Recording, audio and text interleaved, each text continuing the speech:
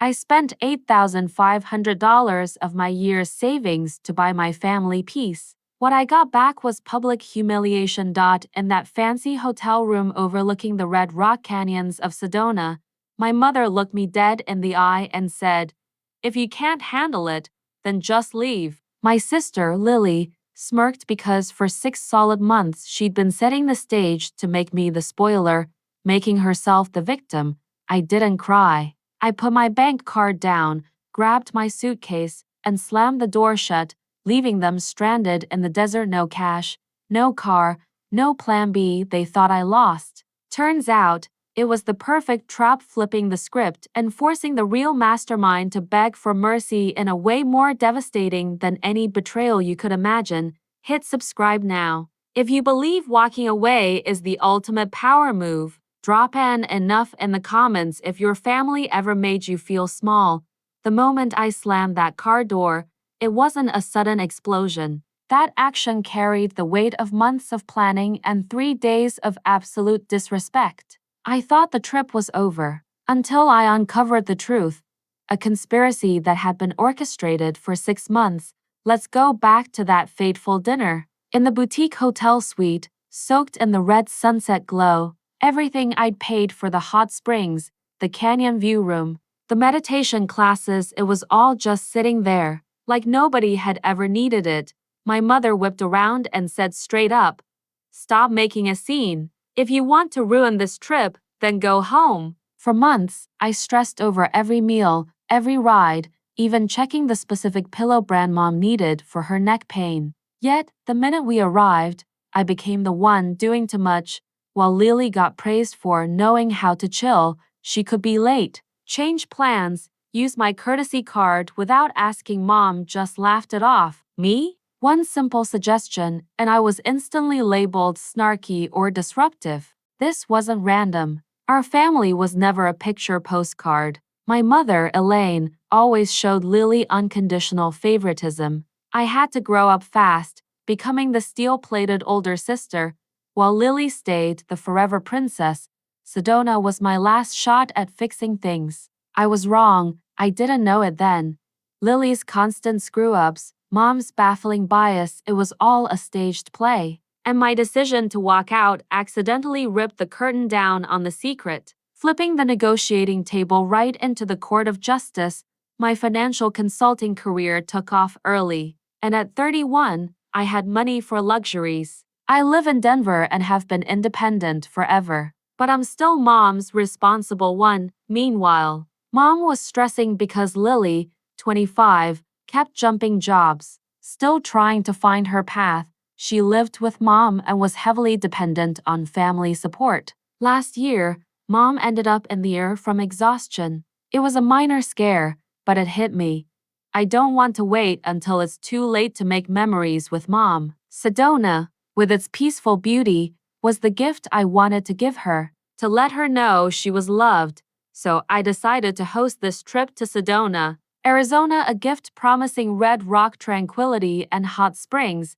I wanted Mom to enjoy something she never thought possible. The planning was obsessive, taking over 3 months. I stayed up until hunting down a canyon view hotel, finally snagging a boutique room by booking 6 months in advance. I used my points for round-trip flights, choosing the early morning slots to save $200 per ticket and beat the heat. I scheduled nature tours, spa days, and meditation classes. I researched restaurants for Mom's diet while accommodating Lily's picky palate. I created a detailed itinerary with backup plans for rain. Crucially, I paid nearly the entire $8,500 bill myself from my savings.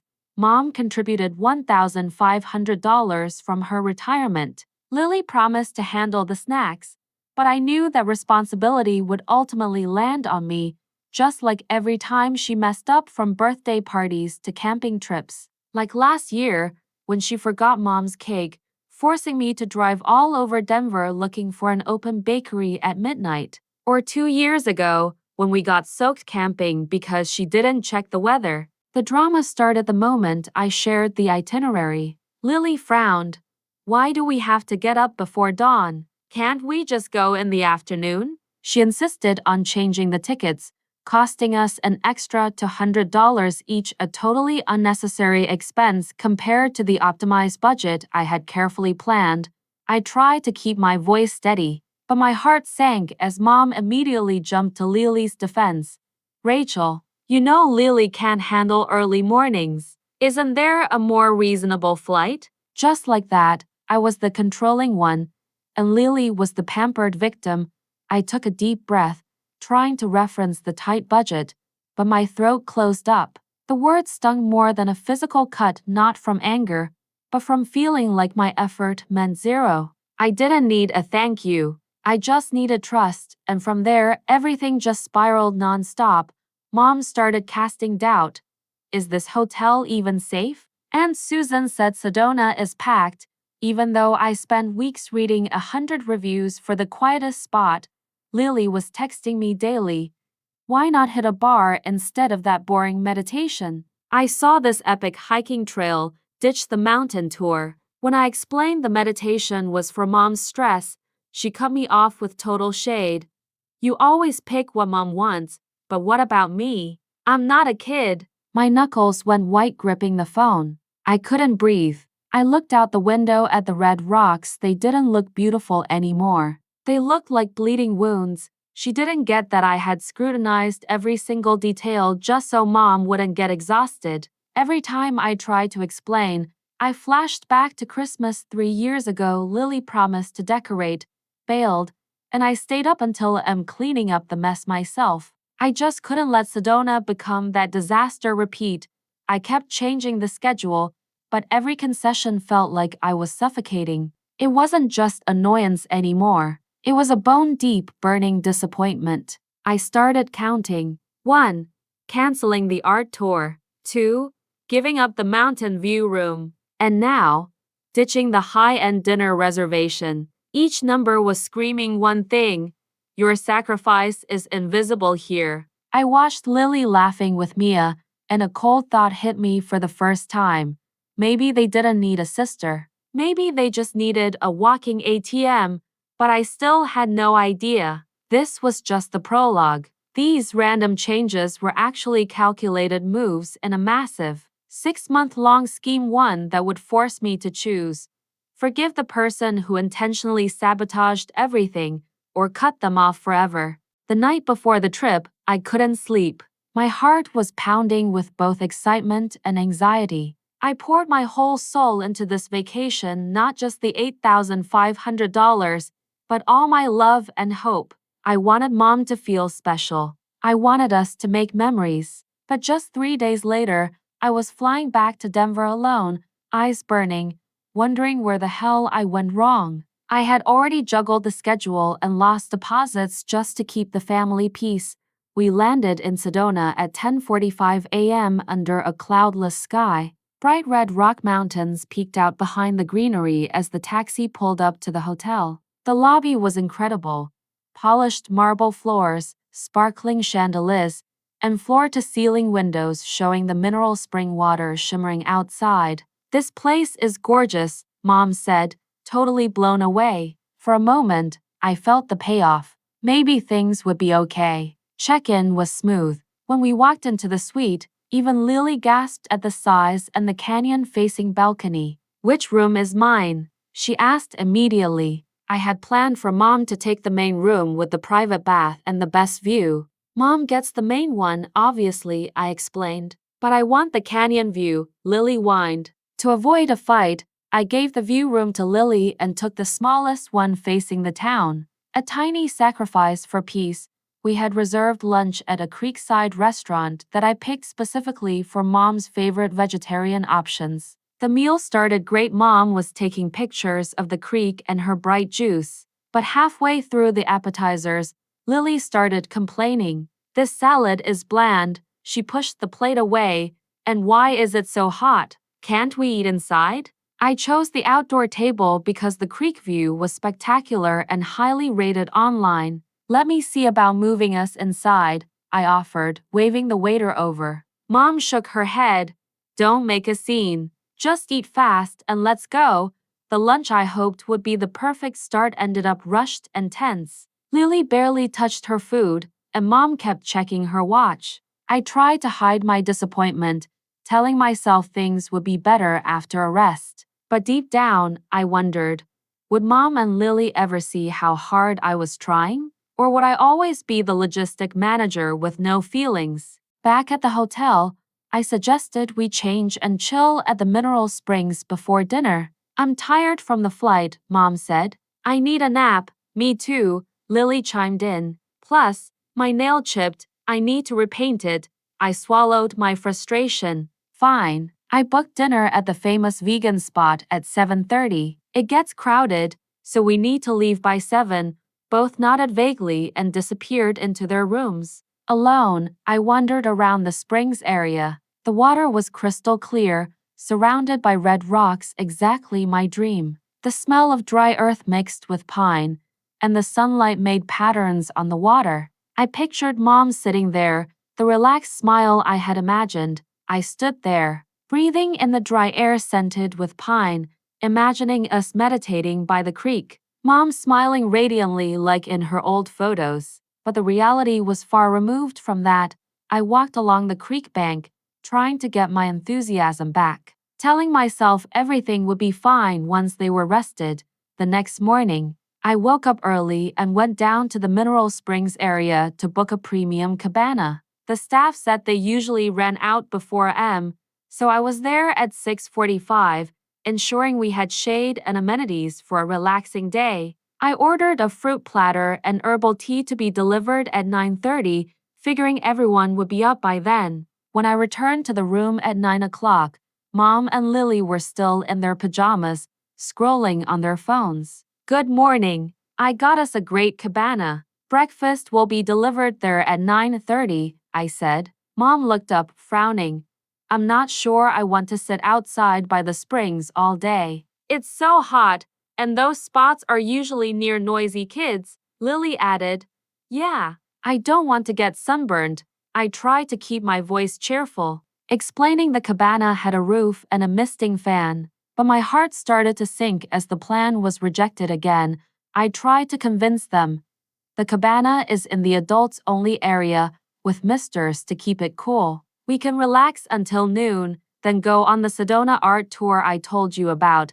Mom and Lily exchanged confused looks. I want to go shopping instead, Lily said. I saw a cool art district nearby, but the art tour, I started, thinking of the non-refundable tickets I'd bought 3 months prior. Rachel, this is a vacation, Mom cut in. We don't need to stick to a tight schedule. Mom looked at me, her gaze implying I was making things difficult for Lily. I wanted to scream that I was just trying to keep things on track, but stayed silent, scared of being labeled controlling. If Lily wants to shop, your tour can be another day. I swallowed hard, calculating the $60 per person lost on the tour tickets. I had to cancel the tickets, accepting the lost deposit, just to appease Lily. Fine, shopping sounds fun too, I said, forcing a light tone. We ended up getting to the cabana 2 hours late. The fruit platter and tea I ordered were cold,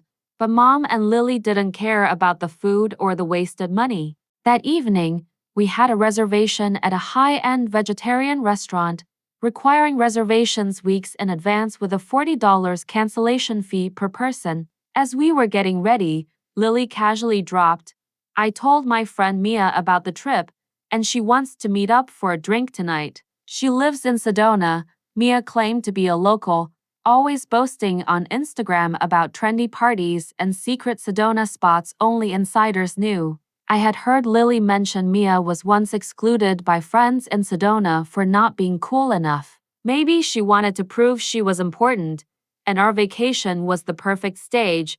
You have a friend in Sedona?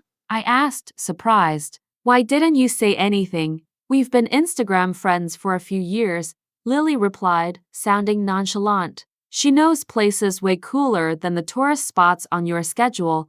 I felt my meticulous planning being dismissed like a joke, but still tried to be accommodating. We have a table at 8, I said. Maybe Mia can join us for a drink after dinner? The table is only for 3, Mom pointed out. That fancy restaurant won't add an extra person. Then let's cancel it and go where Mia suggests, Lily stated, as if it were obvious. There is a cancellation fee, I explained. This restaurant is special. The chef won a local culinary award, so you care more about the table than my friend? Lily snapped, feigning hurt. I reluctantly agreed to cancel, losing $120 just so Lily could meet Mia.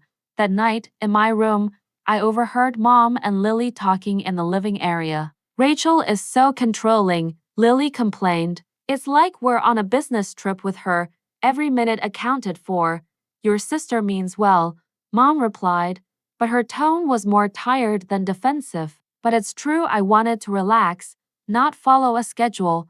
I pressed my pillow over my face, choking back tears. Have you ever felt like all your effort was tossed aside because someone else wanted to look better? Share below. I wondered if I was overreacting, or if this vacation really wasn't about Mom, but about Lily wanting to prove herself. I just wanted Mom to be happy, but why did I feel like such an outsider? They had no idea about the research, the money, and the love I poured into that schedule. I only wanted to give them a perfect experience, yet I became the bad guy in their eyes. On the second morning, I was determined to be more flexible. If they wanted a relaxed vacation, I would adapt. I put on a bright smile and suggested the hotel buffet for breakfast, no reservations, no pressure. That sounds great, Mom agreed, sounding relieved. As I was getting fruit and pastries, Lily dropped the bomb. Oh, Mia is meeting us at the mineral springs today. I told her about the cabana. I froze, the pineapple on my fork suspended in mid-air. The cabana was only big enough for 4, and it was already cramped with our belongings. The cabana is really only comfortable for 4, I said. We can squeeze, Lily replied, adding sugar to her tea. Don't be selfish, Rachel. Mom chimed in before I could react. It will be fine. It's nice to have your sister's friend here to show us around. I bit my lip and nodded, mentally calculating how this would mess up the day, worried the staff would complain about overcrowding. The cabana cost $180, chosen for our family's relaxation, and now it would be crowded with a stranger. After breakfast, we went back to the room to change for the springs. The plan was to relax there this morning, then head to the mountain view tour I booked for 2 p.m. a special experience with a local guide to watch the sunset from high up, costing $120 per person, non-refundable. What time do we need to leave the springs? Mom asked, applying sunscreen. The mountain tour is at 2, so we should leave the cabana by 1 to change and get to the pickup point, I explained. Lily rolled her eyes. Another schedule? She had no idea I picked this tour because Mom loves nature, but I stayed silent, afraid of being called controlling again. The time at the mineral springs was too short, Lily complained. Can't we postpone the mountain tour? This tour is non-refundable, and they're fully booked all week, I explained patiently. The reviews were glowing. They said you almost always see wildlife, and the sunset over the canyon is breathtaking. Fine. Lily sighed dramatically, as if I had just asked her to do an hour of burpees. At the cabana, Mia was already waiting. She was tall, tanned, and had the confident vibe of a local. After the introduction, Mia immediately started telling Lily about a bar downtown, way better than this tourist spot. We should totally go there tomorrow, Lily said enthusiastically. I told myself to be flexible and smiled. Sounds fun. The morning went okay, even though Mia and Lily dominated the conversation with inside jokes and gossip about people I didn't know. Mom lay sunbathing, reading a magazine, occasionally chiming in. At 12:45, I gently reminded them, we need to pack up for the mountain tour. We just got comfortable, Lily whined. We've been here for 3 hours, I said. We need to change before the tour, Mia chimed in. There's this amazing restaurant on a hill. It's impossible to book, but my friend is the hostess, and she snagged us a table at PM. You guys should ditch the mountain tour and go eat instead. My heart sank when I saw Lily's eyes light up. That sounds way better than looking at rocks. Lily turned to Mom. What do you think? Mom hesitated, looking from me to Lily. Rachel already paid for the tour. They'll refund it if you explain, Mia said confidently, without any basis. No, they won't, I insisted. I checked the policy thoroughly. No refunds within 48 hours, so you're making everyone go on this boring tour just because you're cheap. Lily's voice was accusatory, as if I was ruining the whole vacation. The argument dragged on until we got back to the hotel to change. Eventually, we compromised. Mom and I would go on the mountain tour, while Lily would go to lunch with Mia. It wasn't ideal, but at least the $360 for the tour wasn't completely wasted. The mountain tour was magical. We saw a herd of deer, watched the deep red sunset over the canyon, and the local guide told fascinating stories about Navajo culture. Without Lily's negativity, Mom truly relaxed and smiled widely. We took pictures bathed in the brilliant sunset glow, and Mom's radiant smile warmed my heart. This really was wonderful, Rachel, Mom admitted when we got back to the hotel. But she glanced at Lily, as if worried she would be upset for missing out. I realized Mom was trying to balance things, but still leaning towards Lily, as always. She held my hand, her eyes shining for the first time on the trip. But that moment quickly vanished when Lily walked in, pulling Mom into the story about Mia and the party on the hill.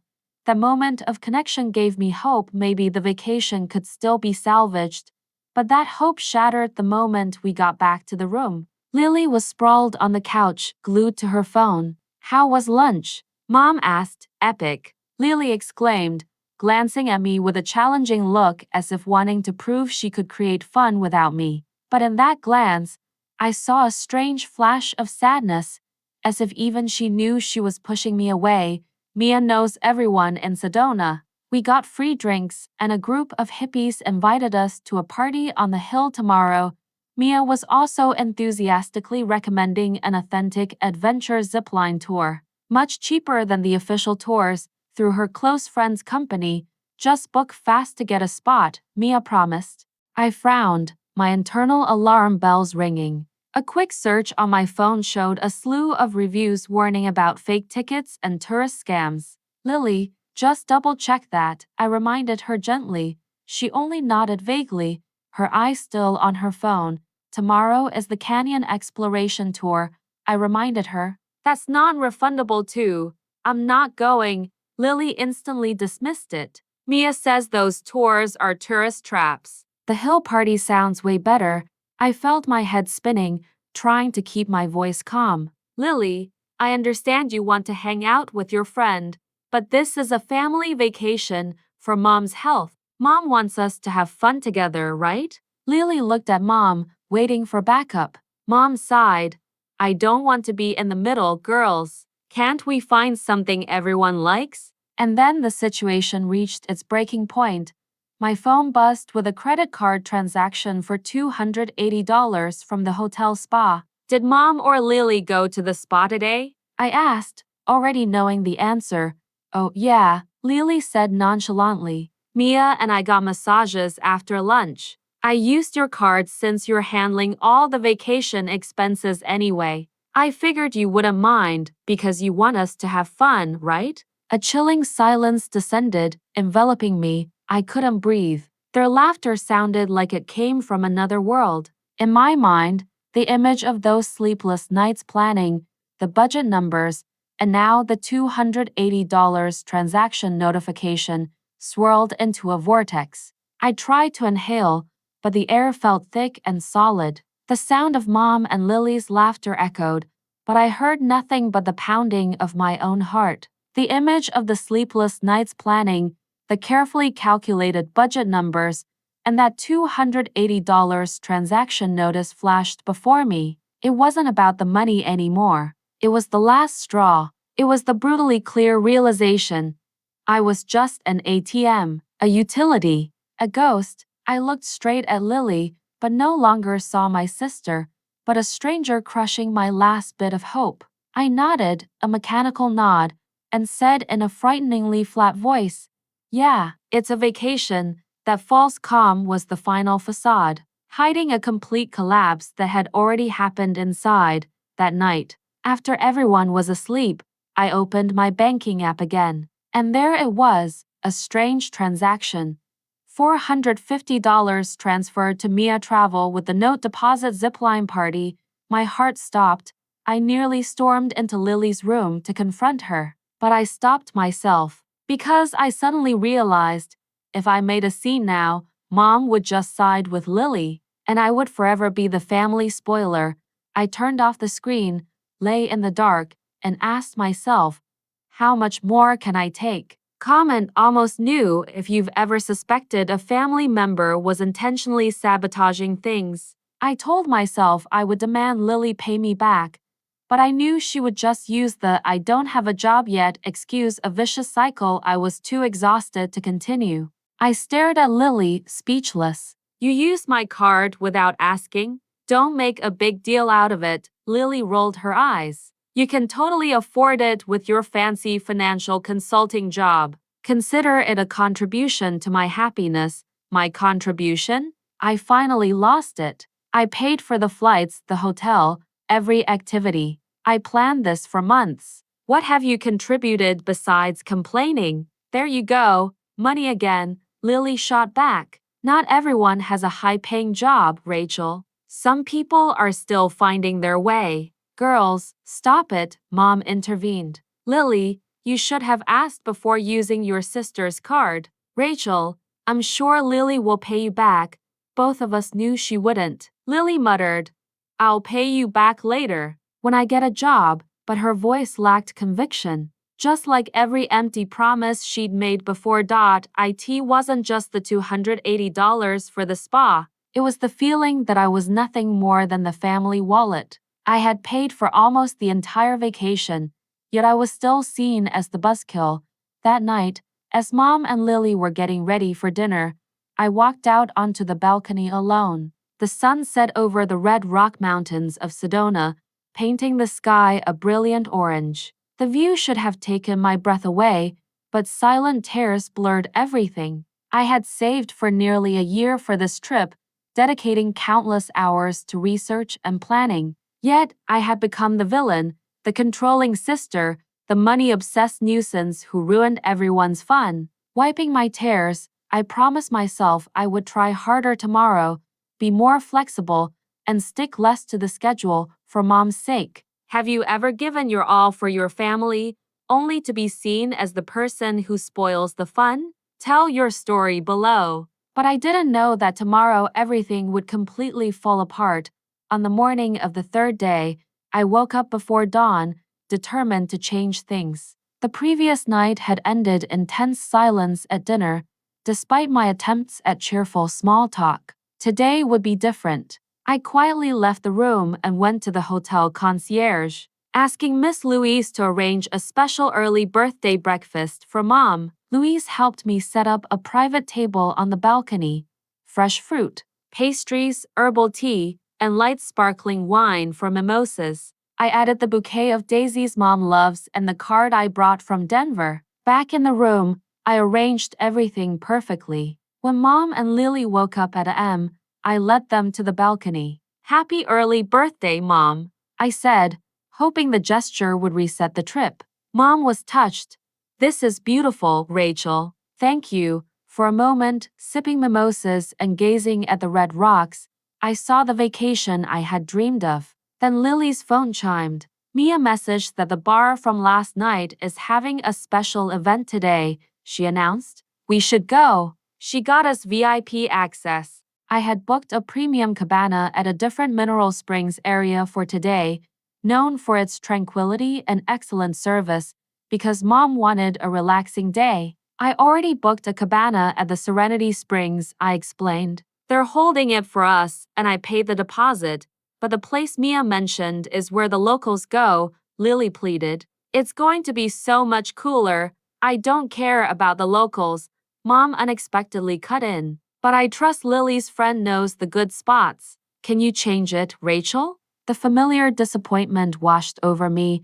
Another lost deposit. Let me call and see, I said, forcing a smile. Serenity Springs, of course, did not refund the $120 deposit. I called the place Mia suggested, knowing the VIP cabanas cost $400 a day, plus a minimum of $250 for food and drinks. When I mentioned this, Lily brushed it off. It's worth the money. The atmosphere alone is amazing. I didn't bother to say that this broke the day's budget, silently calculating which bill I'd have to postpone next month to cover it. I warned Lily, if you're going on a tour with Mia, double-check the company. Sedona has a lot of unreliable services. I knew she would ignore it, but I said it anyway, not for them, but because I didn't want to blame myself later. She just nodded vaguely, eyes glued to her phone. We took a taxi to the new bar, Lily excitedly chattering about the celebrities we might see. Mom seemed to be swept up in her enthusiasm, while I sat silently, trying to maintain a positive attitude despite the knot in my stomach. When we arrived, the entrance was packed with stylish people waiting to get in. The smell of expensive perfume mixed with vape smoke, and neon lights flickered against the distant Red Rock Mountains. This was not the peaceful Sedona I dreamed of.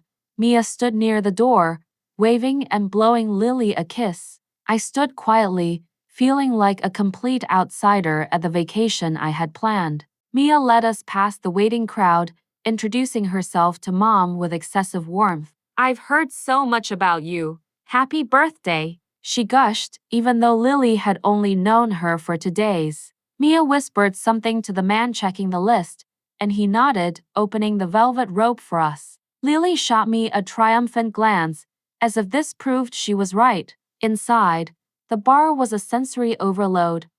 Pulsing EDM, stylish people in lavish outfits, luxurious cabanas, and a pool more for posing than swimming. It was exactly what I had tried to avoid for Mom. Mia took us to a VIP cabana right next to the DJ booth, where the bass thumped so hard I could feel it in my chest. "Isn't this amazing?" Lily yelled over the music. Mom nodded, but I saw her wince as the bass rattled. She was trying to look happy, but it clearly wasn't her scene. A server appeared with a tablet. "Welcome to Red Rock Lounge. There is a $250 minimum spend for this cabana. Shall I start a tab?" I handed over my credit card, accepting the additional cost. "Could we possibly move to a cabana further from the speakers?" I asked. "It's my mother's birthday, and we'd like to talk comfortably." He looked at me as if I'd asked him to paint the red rocks purple. "This is the premium location. If you want quiet, you should have booked the regular Hotel Springs area." Mia laughed loudly. "That's what makes this place exclusive." We settled into the cabana. I tried to enjoy it, ordering drinks and light snacks, conscious of the growing tab, but desperate for Mom to have fun despite the suffocating atmosphere.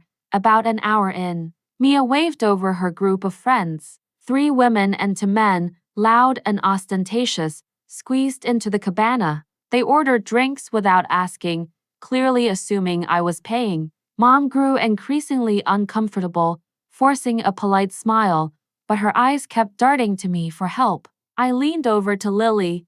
"Mom isn't happy. Maybe we should head back to the Hotel Springs?" "Mom is fine." Lily dismissed it. "She needs to loosen up and have fun. Don't be upset because the plan changed." One of Mia's friends overheard and smirked.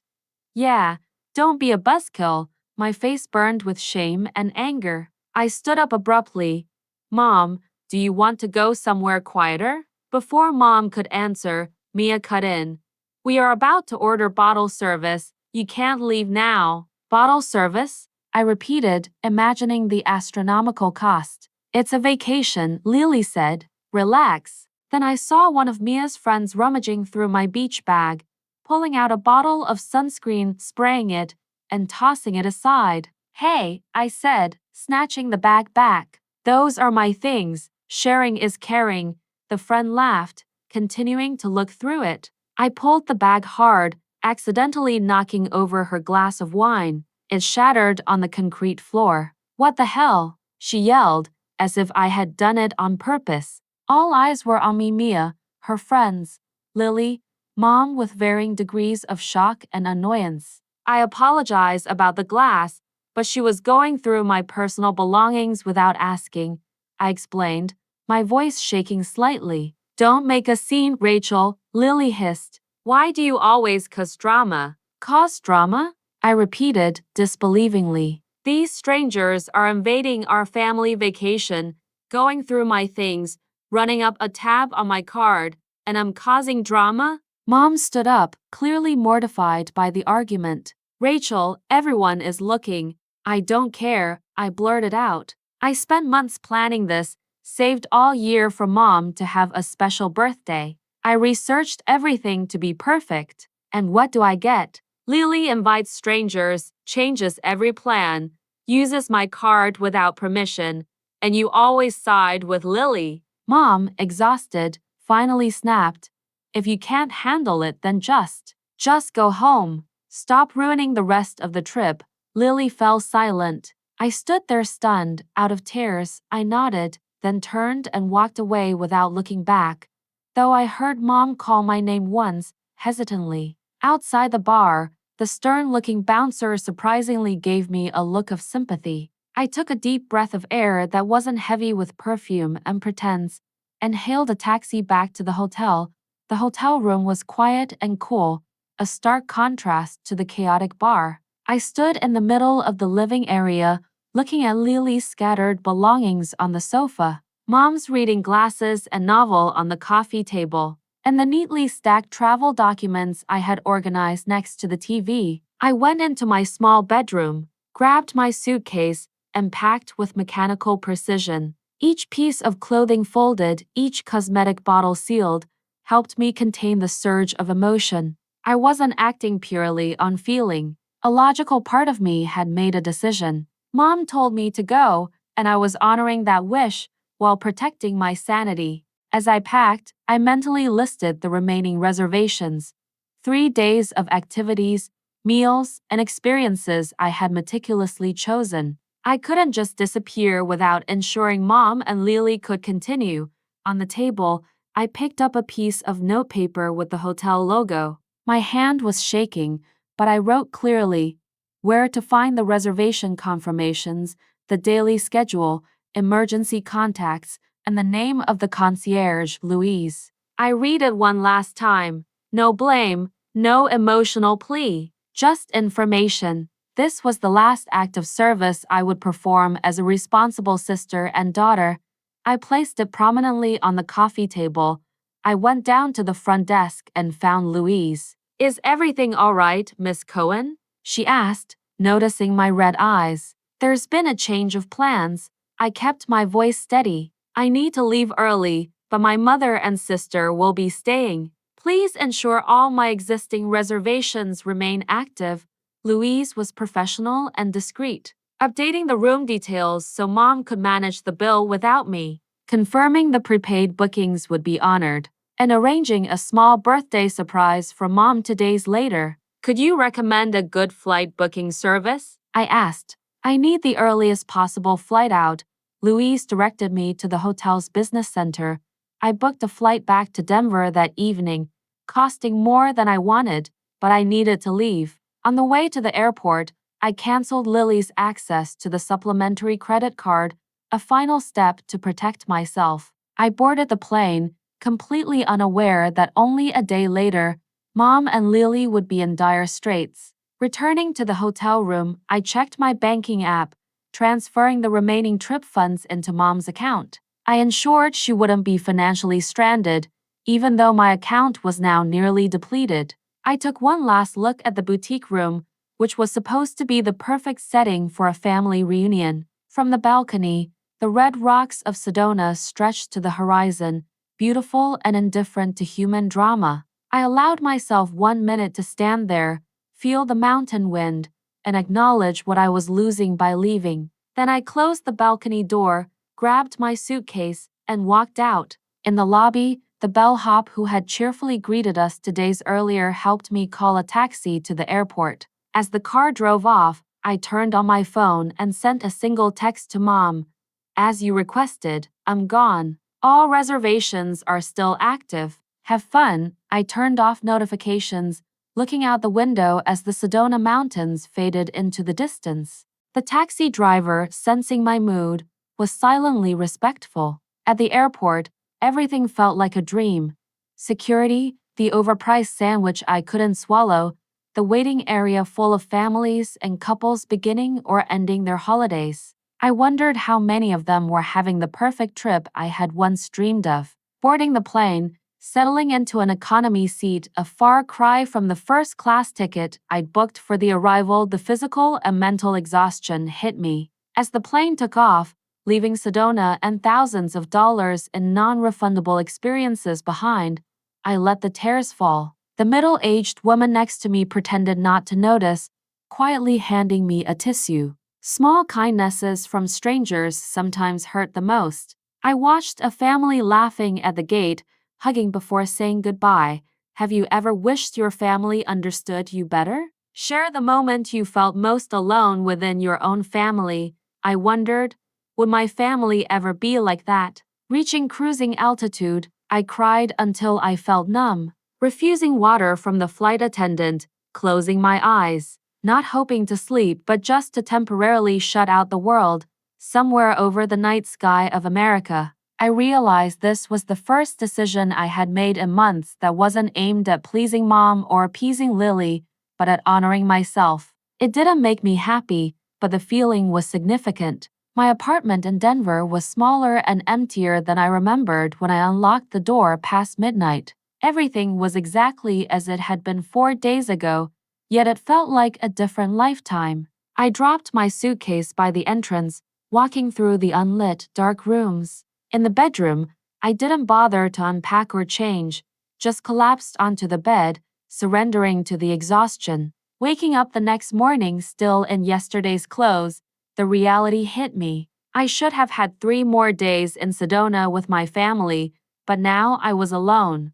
Having abandoned thousands of dollars in reservations and the dream of that trip, checking my phone at a.m. I had 17 missed calls, 12 from Mom, 5 from Lily, and countless texts. I wasn't ready to read or listen, so I silenced the phone and set it aside. The silence of the apartment, usually a comfort after a busy workday, was suffocating now. The next few days, I lived in a strange rhythm. Waking up, working, eating simple meals, and trying not to think about Sedona. I removed the banking app from my home screen.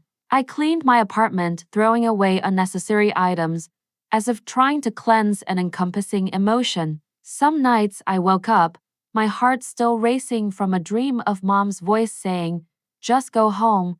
That loneliness was a wound, but it was also the only thing that belonged entirely to me right now. I learned to embrace it. As part of the detoxification process, I wanted to call Mom, to tell her I still loved her, but I was afraid of falling back into my old role, the fixer for everyone else. With no one to fix things for me, I remembered the late nights planning Sedona, imagining how touched Mom and Lily would be. But now, I only saw myself as an outsider in my own dream. I put on music, took a shower, and tried to create some semblance of normalcy by making coffee and toast, even though I didn't want to eat. The entire day, I fluctuated between clarity and confidence in my decision, and then doubt and guilt. I wondered if I had overreacted, if I should have stayed and tried harder, or if I was being petty about money when family was what truly mattered. But then I remembered Mom telling me to leave,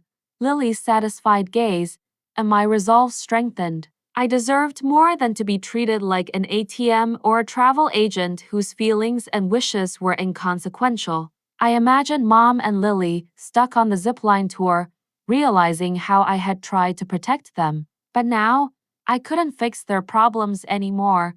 I knew Mom and Lily would run into trouble with the unreliable tours like the zipline Mia suggested. I had warned them, but they didn't listen. I wondered if, once they truly got into trouble, they would realize how much I had tried to protect them. Now, I chose not to bear the consequences for them.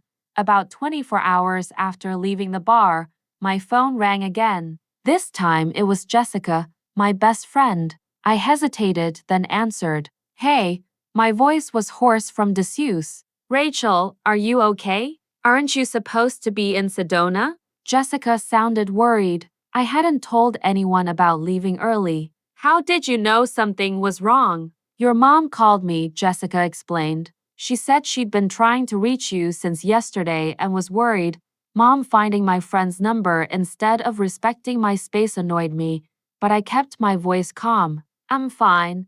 Just needed some alone time. What happened? Do you want to talk? Unexpectedly, I told her everything. The months of planning, the immediate tension, Lily's friend and the constant changes, and finally, the horrible scene at the bar. So I left, I concluded. Mom told me to go, and I did. There was a long silence on the other end. Then Jessica said, I'm bringing wine over. An hour later, Jessica arrived with not just wine, but also food from my favorite Thai place and a tub of chocolate ice cream. We sat on the living room floor, eating noodles straight from the container, while I showed her the increasingly panicked texts from Mom and Lily. The first text from Mom, 3 hours after I left, was full of anger. I can't believe how selfish and dramatic you are, ruining the trip. Then it shifted to confusion. Where are you? Did you go back to the hotel? By evening, it turned anxious. Rachel, answer me. I'm worried about you, at least tell me you're safe. Lily's texts were similar, but less worried and more accusatory. Nice way to make Mom's birthday trip all about you. And Mom is so sad. Hope you're happy. Jessica, pouring more wine, commented. Not a single apology in this whole thread. Not one person acknowledged that they hurt you or thanked you for planning. Her words were like a pressure valve releasing the knot in my chest. I hadn't realized how much I needed my feelings validated until that moment. I kept thinking I overreacted, I admitted. Maybe I should have been more flexible. Jessica shook her head. Rachel, you spent months planning an amazing trip, paid for almost all of it. Tried to accommodate every change, lost deposits, and watched your plans get shredded. Then Lily used your card without asking, and when you expressed hurt, your mom told you to leave. You didn't overreact if anything. You were too controlled. She squeezed my hand. You're always the one taking care of the family, but this time, you have to take care of yourself first. They need to learn how to manage on their own. We talked late into the night, and Jessica's support helped me process the chaotic emotions. When she left at midnight, I felt stronger than I had since everything began. The next morning, I saw a notification that Mom had posted on Facebook. Curious, I opened it. A few photos from the trip with the caption, Wonderful birthday vacation in Sedona with Lily. Miss Rachel, who had to go home early for work. Wish you were here. The lie about why I left shocked me. The photos showed Mom and Lily smiling at the restaurant I researched, enjoying the experiences I had booked and paid for. No mention of the argument or the real reason for my absence. One picture showed Mom sitting by the springs, her smile strained, as if hiding the sorrow about the incident and my departure. Later, Mom told me that photo was taken right after she couldn't reach me, feeling like she had pushed her daughter away forever. Just then, the phone rang. It was Linda, Mom's closest college friend. Linda was the person Mom always called for advice, like a sister. Mom told her everything, from joys to sorrows, so I wasn't surprised she knew. Rachel, it's Linda. Are you okay? Your mother called me this morning. I braced myself for more guilt or third-party manipulation. I'm fine, Linda. I just needed some space, I figured, Linda said, her voice surprisingly understanding. I've known your mother for 30 years, and I love her, but I know how she treats you and Lily. Elaine called, panicking, saying you left after an argument. But I sensed there was more to it. Linda's empathy made me briefly recount the events. She listened, then sighed.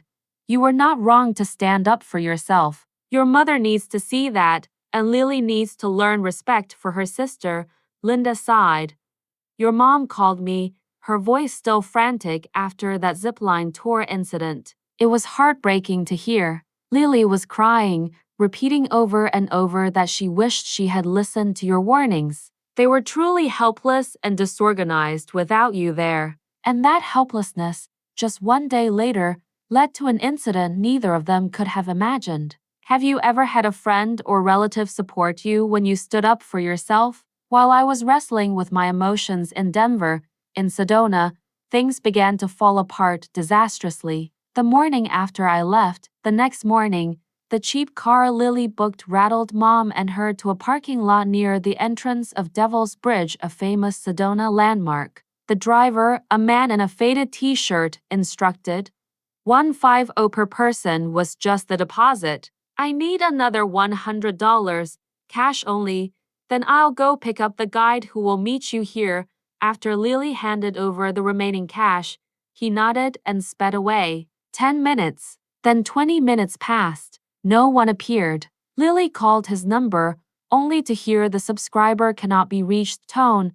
Maybe we should just go in first, Lily said, trying to sound confident. They walked to the checkpoint with a sign that read Devil's Bridge Trail ticket required. A uniformed security guard stopped them. May I see your tickets? Please. Lily proudly showed him the QR code on her phone. He scanned the code, and the machine flashed an error. His face darkened. This ticket is invalid. This is a fake code. That's impossible, Lily exclaimed, her face turning pale. We paid $500 for a private guided tour. Hearing that, the guard's expression softened. I'm very sorry, but it seems you've run into a scammer. To enter here, you have two options. Buy a self-guided admission ticket for $20 per person. Or, if you want a professional guide, our standard tour price is $120 per person. A bitter, choking sensation rose in Lily's throat. $500. The amount echoed in her head like a mockery. It was enough to buy a legitimate tour for the whole family with change left over. Yet now, it had not only vanished but also couldn't buy them entry. Now, to get past this gate, they would have to shell out another $40 for two self-guided tickets, a humiliating add-on to the money already lost. And the cruelest irony was realizing that even paying $240 for their standard professional tour right now was still nearly half the price of Mia's so-called special deal. They weren't just scammed. They had paid a fool's price. Her wallet was nearly empty. The credit card had been locked by me. In her anger and desperation, Lily decided, fine, let's try to go around the back. I heard there's a shortcut that doesn't need a ticket. They fumbled along a narrow path, climbing over some slippery rocks. Suddenly, Mom, panicking and exhausted, slipped on a moss-covered stone. A piercing scream. She tumbled down, her ankle twisted at a painfully unnatural angle. Mom, Lily screamed. All the blood drained from her face. My mother groaned, sweat beading on her forehead. She couldn't walk. Lily frantically pulled out her phone, her fingers trembling as she dialed my number. Once, 5 times, 10 times. She only heard the phone ring and then cut off to silence. With each missed ring, the despair deepened in her eyes. Rachel, where are you? She whispered, tears welling up, before grappling with the last resort. Calling and Linda for help with a $200 transfer to hire a local car to take them back to the hotel. With her mother clutching her injured leg and a miserable sense of failure weighing heavily on her heart, after Linda's call, my phone rang again. Your mother called me last night, almost crying because she didn't know how to use the dinner reservations you made, Linda said. The restaurant couldn't find the booking because it was under your name. This morning, she called again because she couldn't find the mountain tour confirmation. A faint sense of satisfaction crossed my mind, knowing I had left detailed instructions and confirmation numbers. I left everything clearly written out, I said. I'm sure you did, Linda reassured. But you know your mother and technology, and Lily never handles details. They are completely lost without you. The image of Mom and Lily fumbling through the experiences I arranged made me feel both justified and sad. Part of me wanted them to struggle to realize how much effort I had put in, but another part felt guilty for leaving, even though Mom told me to go. They'll manage, I said, trying to convince myself more than Linda. Perhaps Linda doubted. But I called to make sure you are taking care of yourself. Your mother and Lily can be overwhelming, and you're always the one who gives in." Her understanding words brought tears to my eyes. "I'm trying, Linda, and I'm going to remember that I deserve respect." The days following my departure from Sedona, the pain was even more pronounced as I scrolled through social media. Lily consistently posted stories, radiant selfies by the mineral springs, photos of her clinking glasses with Mia, and clips of mom laughing in the restaurants. They looked happy, a happiness so perfectly curated that it felt like an insult to me. Just as I suspected, they didn't need me. But why did my heart still ache? 3 days later, while I was watching those stories, the doorbell rang. Opening the door, I saw Mom and Lily standing there. My mother, the one who always defended Lily, now had a pale face, her eyes as red as Lily's. She held a trembling phone, her voice choked as if she was about to cry. "Honey, I have to show you this." Lily cried the whole flight back, saying she needed to delete all her stories out of shame. "I accidentally saw this when I was helping Lily with her phone. I can't believe it." The chat thread from 6 months ago between Lily and Jenny, her high school best friend, froze everything. Lily was asking Jenny to help sabotage the upcoming Sedona trip, complaining that she couldn't stand constantly being compared to me. Jenny had outright refused, saying that I had always treated Lily so well. How could she do that? But Lily only replied curtly, "Whatever, you don't understand me." My mother was speechless. She stood motionless, her hand dropping to her side. The key slipped from her fingers, making a dry clunk sound on the floor as if her last line of defense had shattered as well. Can your mother and I come in?" I stepped back, my head spinning, my heart tightened, bracing for a new pain. In the cramped living room, the air was suffocating. Mom broke the silence, her voice hoarse. "Rachel, Lily and I need to talk to you. About Sedona, about everything." We sat down on the sofa, the tension palpable and stifling. I crossed my arms, waiting. "Why did you and Lily come home early?" I asked, my voice ice cold. Mom looked down at her hands, twisting them together. "The trip. It completely fell apart after you left." Lily nodded, her eyes still red. "Completely fell apart. So the instructions and confirmations I left, they didn't help?" I deliberately used "I" instead of "your sister" to maintain distance. "Yes, they did help," Mom said softly, her voice trembling. "But they made me realize something. How much Lily and I had come to rely on you. When you weren't there to be the backbone, everything collapsed." I remained silent, unwilling to make things easier for them. Lily spoke up, her voice thick with regret.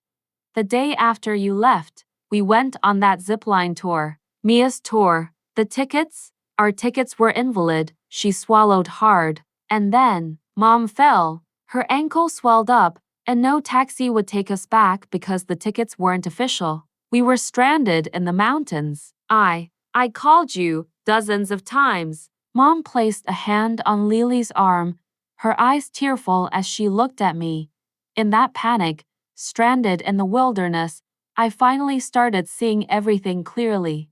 How hard you tried, how careful you were, how much you worried about us, and how we pushed you aside, how we belittled you. We treated you badly, Rachel."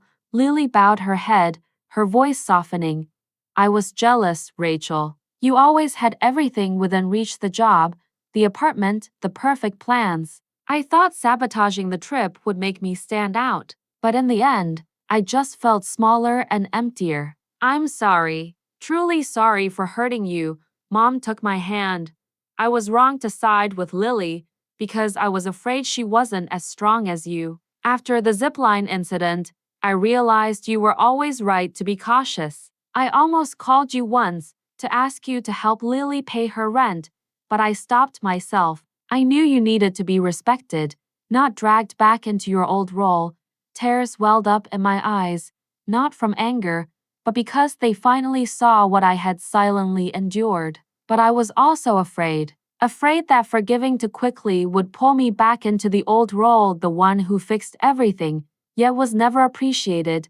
Have you ever waited for your family to realize your worth? Share that moment. You always had everything within reach: the career, the apartment, the plans, Lily said. I invited Mia because I wanted to look cool, like I had connections too. I didn't think it would affect the vacation you planned, Mom added. I was always worried about Lily being overshadowed or less successful, so I ignored how unfair that was to you. Tears threatened to fall, but I held them back. You told me to go, I said, the wound still stinging. After all the time, money, and love I poured into that trip, you told me to go. Mom's face crumpled. I know. I was ashamed of making a scene and took it out on you instead of defending you. I realized I always chose the easy way out, defending Lily to avoid conflict, but in doing so, I betrayed you. I will learn to be fairer. I chose the easy way out by siding with Lily, as always. I'm sorry, Rachel, so sorry. The apology I needed finally came, along with the tears I couldn't hold back anymore. Do you know how much it hurts to be dismissed like that? Mom, with tears in her eyes, said. Lily and I don't deserve your forgiveness, but we are here asking for it anyway. Lily nodded, more humble than ever. And to say that we will try to do better, starting by paying you back for the trip, Lily added. I used your card because I thought you wouldn't mind, but now I understand how selfish that was, and I will pay it back, even if I have to work extra jobs. The money isn't important, I said reflexively, even though a part of me registered the offer. I know, Mom replied, but this is about respect and responsibility. Lily and I will pay you back, and we will address the deeper issues. We talked for hours, revisiting the layers of family dynamics that had formed since childhood. Mom admitted she had always expected more from me because I seemed capable, while shielding Lily from consequences because she seemed more fragile. Lily admitted she had exploited this, playing the role of the fragile younger sister when it was convenient. I shared how being constantly taken for granted, used, and isolated in the role of the responsible one made me feel. The conversation wasn't easy. There were tears, a few raised voices, and moments where old defensive habits almost derailed us. But for the first time, we truly listened to each other. 2 weeks later, we had our first family therapy session, Mom's idea, which surprised both Lily and me. I need help breaking these patterns, Mom said. I don't want to lose either of my daughters because I don't know how to be fair to both of you. Therapy wasn't easy, exposing painful truths and forcing us to examine behaviors we preferred to ignore. But it was also healing in ways I hadn't anticipated. Mom began treating Lily and me equally, both in expectations and affection. Lily took more responsibility for her choices and their consequences. The process wasn't straightforward. There was one time Lily almost used Mom's money to buy a luxury bag, justifying it for an important interview. But for the first time, she stopped herself, asking if this was something she truly needed or just a way to escape feelings of inadequacy. She returned the bag. It was a small failure in a big battle, but also a small milestone showing true growth. I learned to voice my needs and boundaries without feeling guilty. During this time, Jessica told me that Lily was struggling financially, jumping between jobs, but was too ashamed to ask me for help. Mom picked up the phone several times intending to call me, but stopped herself. I knew, but chose not to intervene, believing they needed to stand on their own to understand my worth. 6 months after the Sedona disaster, Mom suggested we try another family trip, small and simple. We chose a lakefront cabin a few hours' drive away. We planned it together, clearly defining costs and responsibilities. Lily genuinely took charge of the food planning and shopping, more seriously than I'd ever seen her. The weekend wasn't perfect. Old habits sometimes surfaced, but we had the tools to recognize and address them. A small argument about the schedule arose, but instead of escalating, we talked through it respectfully. On the last evening, on the cabin porch, watching the sunset over the lake, Mom raised her glass. To Rachel, who taught Lily and me that sometimes leaving is the bravest thing. Thank you for giving us a chance to be the family you deserve, Lily joined in, adding, and for not taking each other for granted anymore. As we clinked glasses, I felt a sense of peace the first time I felt truly seen and appreciated by my family. Lily smiled, saying quietly, one day, I'll plan a trip for all of us, like you did. Maybe Hawaii, who knows? I smiled, not expecting those words would come true. The Sedona trip was a painful breaking point, but it led to the necessary growth for our whole family. I learned that the hardest boundaries to set are with the people you love, and that true love requires respect and reciprocity, not just affection and shared history. And I learned that, sometimes, loving them doesn't mean always giving in, but knowing when to say enough is enough so everyone can grow. Have you ever felt your family finally understood you after a major conflict? Share your story. I sat in my Denver apartment, the afternoon sun streaming through the window, highlighting a new framed photo on the table.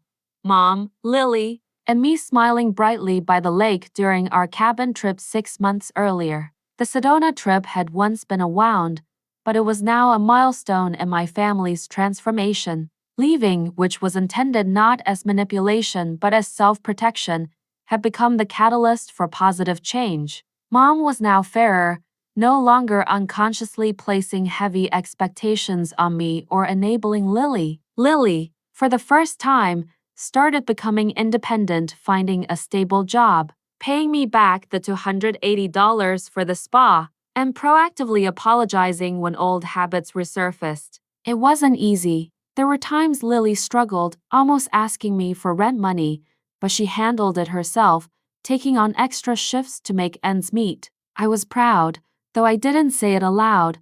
I learned to set boundaries without fear of losing my family, realizing that my value didn't lie in my endurance, but in being true to myself. The recovery journey wasn't linear. There were days I doubted my decision to leave Sedona, wondering if I should have tolerated more. But the family therapy sessions, despite their difficulty, helped us confront the truth. Mom had feared losing Lily and compensated by overlooking her mistakes, while I, afraid of losing Mom, had shouldered too much. Those sessions taught us honest communication, voicing hurt, admitting fault, and listening without defensiveness. Now, when conflicts arise, we choose to talk instead of resorting to silence or blame. Like the time Lily wanted to change the cabin schedule and we resolved it in just 10 minutes. 2 years later, Lily truly surprised me. With the stability of her first real job, she planned and fully funded a trip to Hawaii for us. The meticulous care she put into the planning was a mirror of my own efforts for Sedona. On our first night on Waikiki Beach, under a sky glittering with moonlight, she held my hand tightly. Her voice was soft but clear over the sound of the waves. Thank you for leaving that day in Sedona, she began, her gaze steady on mine. It forced me to truly grow up. I learned I don't need to sabotage others to prove my own worth. She then paused, looking out at the dark sea before adding, and thank you for always warning me about Mia. After our trip, I blocked her. I recently heard she's under police investigation for travel fraud in Sedona. You were right from the start. In that moment, I saw not the naive younger sister who always needed sheltering, but a confident woman firmly finding her own path. Mom stepped forward, her eyes moist with tears, and embraced us both. Thank you both for not giving up on us, she whispered, her voice thick with emotion. As we stood there, the three of us wrapped in a single embrace, the sound of the waves mingled with our laughter. I was no longer the heartbroken woman who had fled Sedona. My friends joked that I had retired early from family drama, and in a way I had. The painful lesson from Sedona, which came at the highest cost, had proven a profound truth. Clear boundaries are not walls, but the purest expression of true love. In that moment, under the moonlight and the sound of the waves, I felt a rare serenity, a peace that didn't come from an easy forgiveness, but from the understanding that sometimes, the courage to walk away is the only and most painful way to love, both for yourself and for those you forced to grow up. Our journey is not a fairy tale, but a reminder. Your worth is not measured by your ability to endure unconditionally, but by the courage to live authentically. And sometimes enough is the bravest loving statement. My decision to walk away was not just an escape, but a declaration. Your value is not found in unconditional sacrifice. If you have ever been manipulated and believe in the courage to set boundaries, subscribe now to help us spread the voice of justice and strength to thousands of people who are enduring. The next story will make you believe that the truth always prevails. After everything that happened, in your opinion, was my action of walking away a necessary justice, or was it too cruel to my own family?